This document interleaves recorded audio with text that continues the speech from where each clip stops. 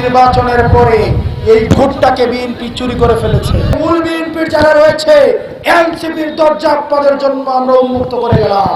আপনারা সংস্কার করতে পারবেন এই জনগণের বিপক্ষে গিয়ে।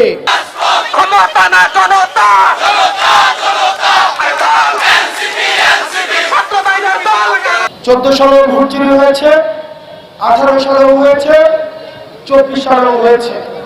তবে এই ভোট চুরিটা করা হয়েছে ফল প্রকাশের আগেই ভোটটাকে চুরি করা হয়েছে।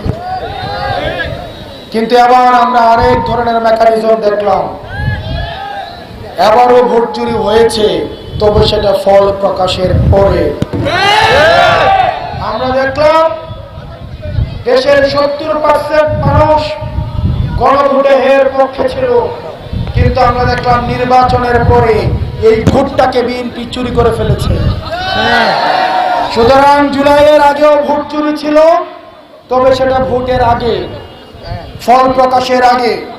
আর জুলাইয়ের পরও ভোট চুরি থেকে গিয়েছে, তবু সেটা দিন দুপুরে ফল প্রকাশের পরে।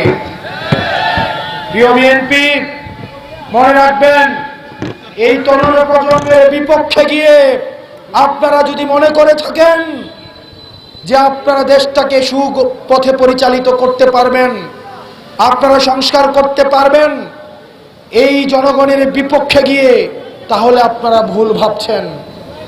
আপনারা বলেছিলেন 1 কোটি কর্মসংস্থান আপনারা নিশ্চিত করবেন, কিন্তু 6 মাস হয়ে গিয়েছে। 1 কোটি দূরে থাক, 50 লাখ দূরে থাক, 10 লাখ দূরে থাক, 1 লাখ দূরে থাক, একটা কর্মসংস্থানও আপনারা নিশ্চিত করতে পারেন নাই। বিএনপির অনেক নেতাকর্মী আছে যারা গত 6 মাসে হাইব্রিড বিএনপির অত্যাচারে এবং চাঁদাবাজিতে যারা অতিষ্ঠ। গত 16-17 বছরে আমাদের বিএনপির ছাত্রদল, যুব দলের অনেক নেতাকর্মী রাস্তায়, ধান খেতে, অনেকে ঢাকা শহরে নির্যাতন নিপীড়নের কারণে থাকতে হয়েছে। আজকে যখন বিএনপি সরকার গঠন করেছে, দেখা গিয়েছে এই ত্যাগী বিএনপিদের স্থান নাই। আমরা এই বিএনপিদের ভাইদেরকে বলতে চাই, আপনারা বাংলাদেশ পন্থার যে রাজনীতি করতে চান, এনসিপিতে আপনাদের জন্য আমাদের দরজা খোলা। আমরা জানি রাতের বেলা আপনারা আমাদের কাছে এসে দুঃখ প্রকাশ করেন, আমরা জানি এই চাঁদাবাজি আপনারা করতে চান না, কিন্তু আপনাদের অনেক দলে এই চাঁদাবাজি করে, টেন্ডারবাজি করে, সিএনজি স্টেশনগুলো দখল নিয়েছে। এই দোকানদাররা অতিষ্ঠ, ব্যবসায়ীরা অতিষ্ঠ। আমাদের মূল বিএনপির যারা রয়েছে এনসিপির দরজা আপনাদের জন্য আমরা উন্মুক্ত করে গেলাম।